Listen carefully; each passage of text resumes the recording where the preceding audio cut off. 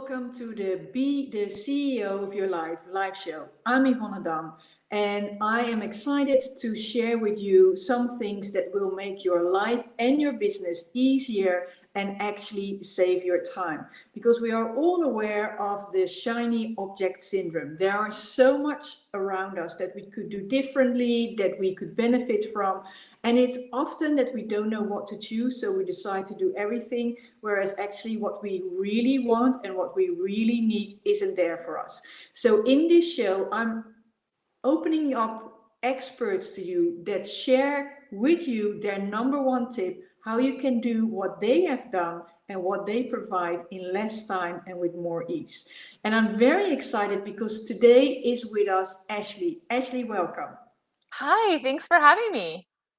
It's my absolute pleasure. Please introduce yourself to the people watching and listening. Yeah, my name's Ashley Carlotta. I live in McKinney, Texas, and I'm an accountability health coach. I help men and women stay accountable. I help them stay on track because a lot of times we know what to do. We know what we should be eating, that we should be exercising, but I'm that person that's going to make sure that you're actually staying consistent with it. I love that. I truly do. And, we're going to talk about it a bit more. But when you're busy, one of the first things that's going to go out of the window is basically your health and looking after yourself. But before we go there, why do you do what you do? What made you embark on this journey? Sure. I mean, lifelong body image issues, always a little bit overweight. I was a very emotional eater. I had done a lot of binge eating throughout my life and yo-yo dieting. And this is just something that started so young for me. I remember even at 6 years old, I was crying because I had to wear a leotard and tights in a show because I knew that I was bigger than the other girls. And so slowly but steadily, after my second child, actually, I have 3, I decided it's like you hit that point where you're like, "Enough is enough." I'm so done feeling bad about myself and, disappointed and starting my diet on Monday, and by Thursday, it's already ended. So I really just gathered some friends around me who I knew were living a healthy life, and I had to get vulnerable about the thoughts and feelings inside my head and tell them how I was actually feeling. And I started asking them questions. What do you do for exercise? Give me a schedule. Help me have a schedule. What are you making for your family for dinner tonight? What do you usually eat for lunch? And so that with tracking my macros, learning that for the first time, I just consistently ate well and exercised. And I learned finally how to do that in a way where I could still have a glass of wine. I could still have a piece of cake. And it wasn't going to just set me off and ruin my whole entire weekend. So once I lost the weight and I maintained it for a few years, I really thought that there was something to this accountability thing. I had signed up for this accountability program at my gym after I had my third child because I knew what to do at that time. It was just finding the motivation to do it when you have so many things going on. So I signed up for this program at my gym. It ended up being terrible. They checked in with you like once a week, and I was like, "No, I need somebody to check in with me every day." I mean, kind of every hour sometimes, right? And so I started doing it just for fun. I told a friend who told me "Oh, I have 20 pounds to lose." I said, "Let me help you. Let me see. You send me pictures of your food. I'm going to set up your schedule for you and I'm going to check in with you consistently and make sure you get it done."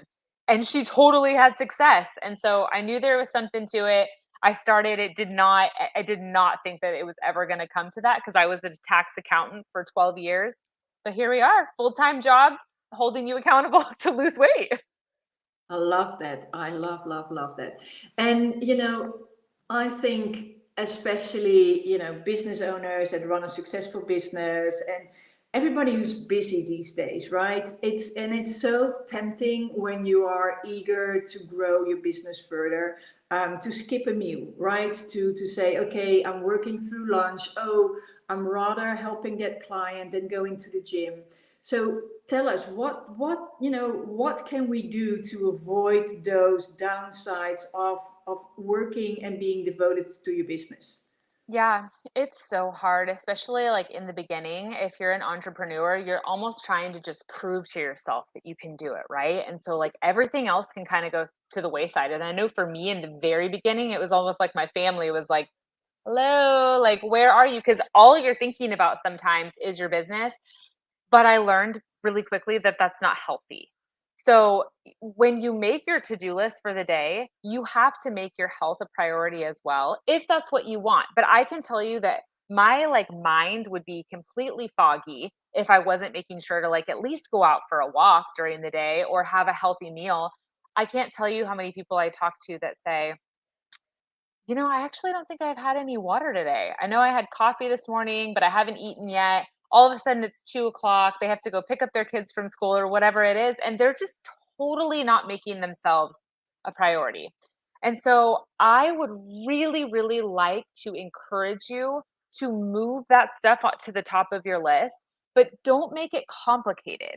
You don't have to have some recipe that's has 30 ingredients in it because you're not going to make it. You don't have to drive to the gym, work out for an hour, come home, shower. You could do a 20-minute workout at home and be like, okay, I got that done. Check. Now I can move on to do the rest of the things I have to do.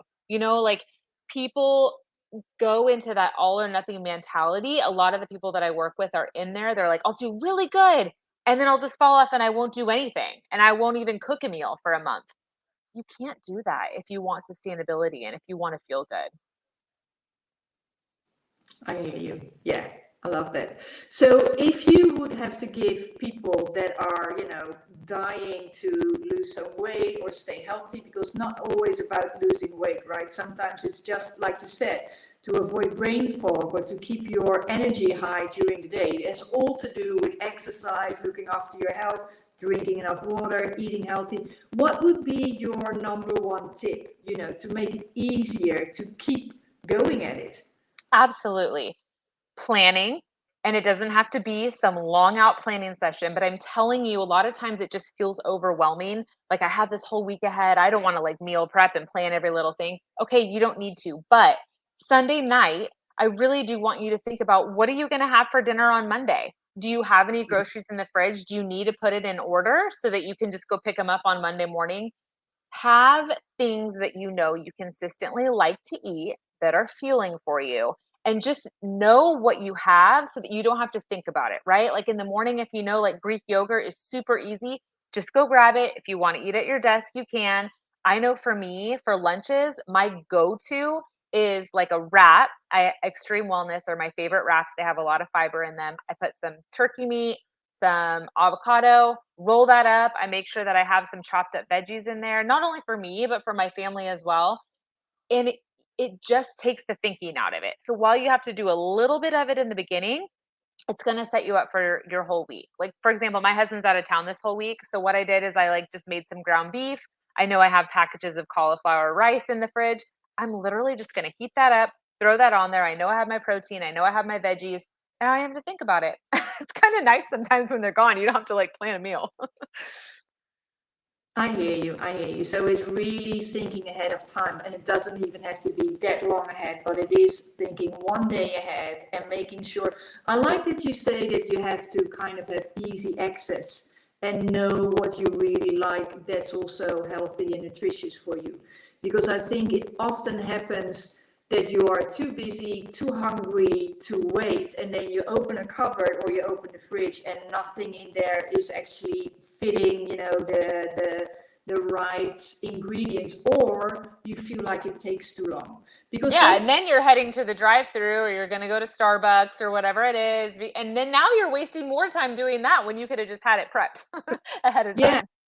because that's another thing, right? It's kind of an image, I think, that goes with healthy eating, that it's complicated and it's taking too long. What would you say? What could people do there? Yeah. And I know like sometimes I talk to a lot of business professionals who they really don't have a lot of time during the day. Now, granted, you do have to set your own boundaries, right?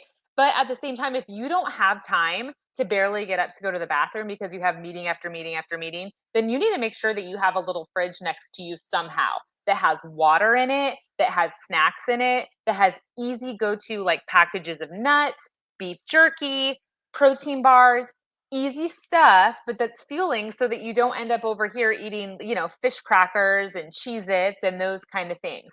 I would say just again, it's all about planning, and it does not take a lot of time, but you just got to have the stuff next to you to make sure that your blood sugar doesn't drop. Because as soon as that happens, you're not even thinking about, you're not thinking straight anymore. You're just like, give me food, whatever's around, I'll just eat. Then you're going to get into the leftover Halloween candy too. Oh, I have to laugh about the leftover Halloween. I saw this comic that said it saw a child trick or treating, and it said, "Can you please put in some candy because my mom's gonna eat it anyway." Yeah. Oh, my mom likes the almond joys, or can you put some Snickers in for my dad? Totally. Yeah, I hear you. I hear you. So, this is it's quite a journey. You've got 3 children, you run your own company. Tell me, what do you feel? How are you the CEO of your life? Yeah, I mean, it really is empowering when you do know that you are the CEO of your life. You get to plan what you need to do. And I can tell you that if I don't have some kind of fun scheduled into my week, I'm going to be a very sad Ashley because I am an Enneagram 7. I am extroverted and I love working and I love my clients. But like even today, I could feel it. I'm like, I need to go hang with a friend. And I'm like, hey, do you want to meet for lunch? Literally after this. Do you want to go meet for lunch? We're going to go to a healthy place. So for me, it's making sure that there's stress management and that I'm sleeping okay. Because if I'm not sleeping, it's not going to be good. I'm not going to be as productive. If you're not eating healthy, you're not going to be as productive. And exercise for me, it's like it gives you that adrenaline, but also it's a stress reliever. It calms my anxiety, all those anxious thoughts that you can have about like, am I enough? Can I do this? And those things just go away after you've lifted some weights. You're like, oh yeah, I got this. I'm super strong. I love that. I love that. Yeah, I'm with you. I very much feel that if you work out, especially first thing in the morning, that you just feel something different. And some say it's kind of the sense of accomplishment that you already have done your first tick the box thing. Okay, I needed to exercise. I've done that. Great. But it's also something with to do, with the circulation. I don't know, you kind of push the reset mode and you're saying, hey, I'm going for it. I'm really, really working on my health and my priority. Yeah. And something else that what I tell my clients and what very much aligns to what you say is, if you run your business, you are your business. So if you don't look after yourself enough by making yourself a priority, your business is going to suffer. And can you elaborate how you really, any things, thoughts you have around that? Yeah. Because I mean, for me as an accountability coach, like I can't just sit over here and be a hypocrite, like literally if I'm texting one of my clients, go chug your water or whatever, like midday, I'm going to go do the same thing. Honestly, a lot of the reminders that I'm giving to my clients, I'm having to do for myself, and like that would be awful if I was like reminding them to make sure they get their workout in and I'm just like still laying in bed watching Bachelor in Paradise or something like that. You know what I mean? um it's just it's so true. And to your point about like getting workouts in early, I will never be that 4:30, 5:30 girl. Me, I'm No. around like 8 o'clock, 9 o'clock. But the longer you put it off, unless you have like a class planned after work, maybe like 6 o'clock or Mhm. something. But if you say, I'm going to go for a jog today, and it keeps going and it keeps going, I can promise you, you're not going to go for a jog. Like you're No. just going to get tired and you're not. So put on your clothes early, just get it done. And then you have the whole day freed up to go do what you need to do? Yeah. Yeah, and I don't know about you, but it's also about your energy levels, and I tried and tested quite a bit. But my energy levels at the end of the day doesn't matter what I do, but it's just gone. There is no more energy. There's no more motivation to go work out.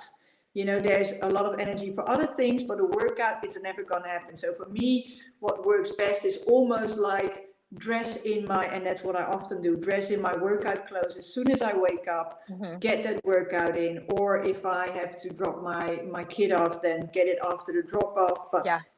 it. I tried the what is it, magic morning thing with 6 a.m. Yeah, it's just I sometimes I wish it would work for me. I It's know. just I wake up and I go like, yeah, not today. I wish it would for me too, but I am more of a night owl Yeah. because with the 3 kids, it's like they finally go down and I just enjoy that time to myself. So the last thing I want to do is like make myself go to bed at 10 o'clock so that I can get up at 6. Like I'd rather stay up a little bit later and then in the morning have my cup of coffee, have a little bit of breakfast, and then do my workout. I like to fuel myself first. Some people don't like to, but that's what works for me. And you have to find what works for you. Yeah. Precisely. Yeah, I'm very much with you. I'm a very firm believer that you know best what works, and you shouldn't go into a direction because just it works for someone else. And that's also the whole reason why I started this show and this podcast, because there are so many people that share what has worked for them, but they share it in a way that that's the only way.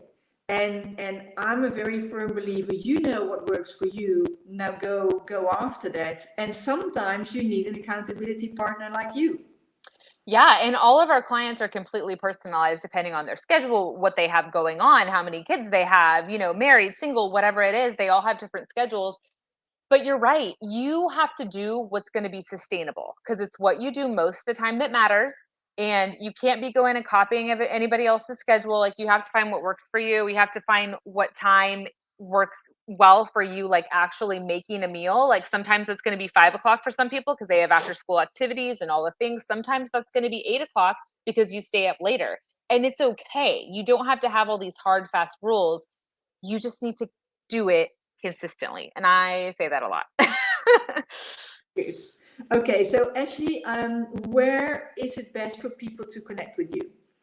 Yeah, you can email me if you're interested in coaching at all at ashley@betterhealthbyaccountability.com. I'm an open book. If you have any questions, feel free to reach out. But I would love for you to grab my freebie on how to live like a normal person while still losing weight without dieting and without having FOMO. So you can go grab that on my website, betterhealthbyaccountability.com. You can meet the team on there and you can inquire to work with us and we can get on a quick chat and just see if it's a good fit in the season of life for you right now. I love that. I love that. So we've come to the end. Is there anything that you wish to share or that we haven't touched upon before we end the show?